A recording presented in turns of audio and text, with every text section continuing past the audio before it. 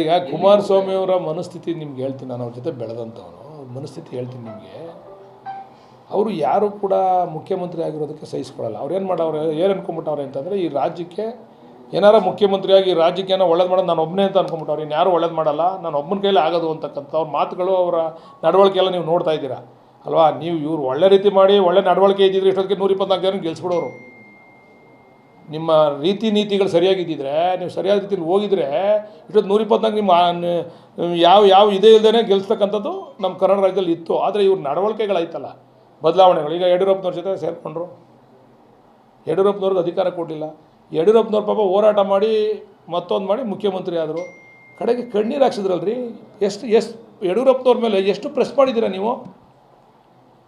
ಅಲ್ಲಿ ದುಡ್ಡು ತೊಗೊಂಡವ್ರೆ, ಇಲ್ಲಿ ದುಡ್ಡು ತೊಗೊಂಡವ್ರೆ, ಎಷ್ಟು ಮಾಡಿದ್ರಿ ನೀವು ಯಡಿಯೂರಪ್ಪನವ್ರ ಮೇಲೆ?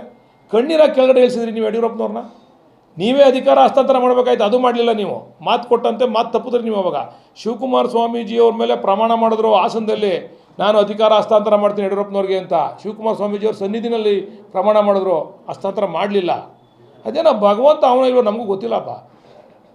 ಕೆಲವ್ರಿಗೆ ಭಗವಂತನೇ ಇಲ್ಲ ಅನಿಸ್ತದೆ, ನಮ್ಮದವ್ರಿಗೆ ಮಾತ್ರ ಭಗವಂತ ಇರೋದು. ಮಾಡಲಿಲ್ಲ. ಮಾಡಿದ್ಮೇಲೆ ಹೋರಾಟ ಮಾಡಿ ಮುಖ್ಯಮಂತ್ರಿ ಆದರು ಯಡಿಯೂರಪ್ಪ. ಹೋರಾಟ, ಅವ್ರ ಸಾಧನೆ ಜನ ಇಷ್ಟಪಟ್ಟರು, ಮುಖ್ಯಮಂತ್ರಿ ಆದರು. ಅವ್ರದ್ದೇ ಆದಂಥ ಬೇರೆ ರೀತಿಯಲ್ಲಿ ಮುಖ್ಯಮಂತ್ರಿ ಆದರು. ಅವ್ರನ್ನ ಇರೋಕ್ಕೆ ಬಿಡಲಿಲ್ಲ. ಈಗ ಆ ರೀತಿ ಮಾಡಬೇಕು ಅಂತ ಹೊಂಟಿರೋದು. ಆ ಹಳೆ ಇದೈತಲ್ಲ, ಆ ಪ್ರಿನ್ಸಿಪಲ್ನ ಇಲ್ಲಿ ಅಪ್ಲೈ ಮಾಡ್ತಾವ್ರೆ. ಡಿ ಕೆ ಶಿವಕುಮಾರ್ ಅವ್ರಿಗೆ ತಡ್ಕೊಳಕ್ಕಾಯ್ತಲ್ಲ. ಅವ್ರು ನೋಡಿ, ನೀವು ನೋಡಿದ್ದೀರಾ ಕೇಂದ್ರದಲ್ಲಿ ಎಷ್ಟು ದಿವಸ ಅವರು ಅವ್ರಿಗೆ ನಿದ್ದೆ ಬರ್ತಾ ಇಲ್ಲ. ಡೆಲ್ಲಿನಲ್ಲಿ ಮನೆ ಕೊಂಡ ಡಿ ಕೆ ಶಿವಕುಮಾರೇ ಕಾಣ್ತಾರೆ. ಅವ್ರಿಗೆ ಎದ್ದು ಕೂತ್ಕೊಂಡ್ಬಿಡ್ತಾರೆ ಒಂದೊಂದ್ಸರಿ ರಾತ್ರಿ ಹೊತ್ತು. ಇಲ್ಲಿ ಬಂದ್ಬಿಟ್ಟವ್ರು, ಇಲ್ಲಿ ಬಿಟ್ಟು ಕೇಂದ್ರ ಮಂತ್ರಿ ಕೇಂದ್ರದಲ್ಲಿ ಕೆಲಸ ಮಾಡ್ಬೇಕಾ ರಾಜ್ಯದಲ್ಲಿ ಕೆಲಸ ಮಾಡ್ಬೇಕಪ್ಪ? ನೀವು ಹೇಳಿ ದಯಮಾಡಿ. ನಿಮ್ಮನ್ನೇ ಕೇಳ್ತೀನಿ ಮಾಧ್ಯಮದವ್ರನ್ನ.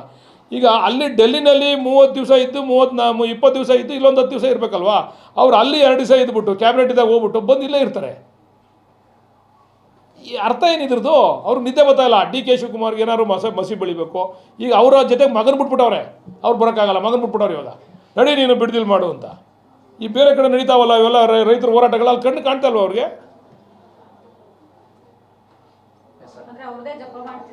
ಅಯ್ಯೋ ಕೇಳಿ ಒಂದ್ಸರಿ ಬ್ರೈನ್ ಮ್ಯಾಪಿಂಗ್ ಮಾಡಿಸಿ ಗೊತ್ತಾಯ್ತದೆ ಯಾರು ಜಪ ಮಾಡ್ತಾವ್ರೆ ಅಂತ. ಡಿ ಕೆ ಶಿವಕುಮಾರ್ ಅವರು ನಾಳೆ ತೀರ್ಮಾನ ಮಾಡ್ತಾರೆ. ಜನ ನಾವು ತಪ್ಪು ಮಾಡಿದ್ರೆ ಜನ ನಮ್ಮ ತೀರ್ಮಾನ ಮಾಡ್ತಾರೆ, ನಮ್ಮನ್ನು ಆಚೆ ಇಡ್ತಾರೆ. ಇಡಲಿ. ಇದು ರಾಜಕಾರಣದಲ್ಲಿ ಇವೆಲ್ಲ ಏರಿಳಿತಗಳಿದ್ದೇನೆ. ನಾವು ನಮ್ಗೆ ಅವಕಾಶ ಕೊಡಿ. 2 ವರ್ಷ ಅವಕಾಶ ಕೊಟ್ಟರು ಡಿ ಕೆ ಶಿವಕುಮಾರ್ ಅವ್ರಿಗೆ. ಅವ್ರ ನಡವಳಿಕೆ ಸರಿ ಇಲ್ಲ ಅಂದರೆ ಜನ ತೀರ್ಮಾನ ಮಾಡ್ತಾರೆ. ಜನ ನಮ್ಮನ್ನು ರಿಜೆಕ್ಟ್ ಮಾಡ್ತಾರೆ, ನಿಮ್ಮನ್ನು ಮುಖ್ಯಮಂತ್ರಿ ಮಾಡ್ತಾರೆ. ಅಲ್ಲಿಗಡೆ ತಡ್ಕೊಳ್ಳಿ ನೀವು. ಏನಾದರೂ ಮಾಡಿ ಡಿ ಕೆ ಶಿವಕುಮಾರ್ ಮೇಲೆ ಗೋಬೆ ಕುಣಿಸ್ಬಿಡ್ಬೇಕು, ಯಾವುದಾದ್ರೂ ಹುಡುಕ್ಬೇಕು. ಅದು ಯಾವ್ಯಾವುದೋ ಕಥೆ ಹೇಳ್ತಾರೆ. ನಾನು ಒಂದೇ ಪ್ರಾಮಾಣಿಕವಾಗಿ ಪ್ರಶ್ನೆ ಮಾಡ್ತೀನಿ. ಈಗ ನಿಮ್ಮ ಕುಟುಂಬದ ಆಸ್ತಿ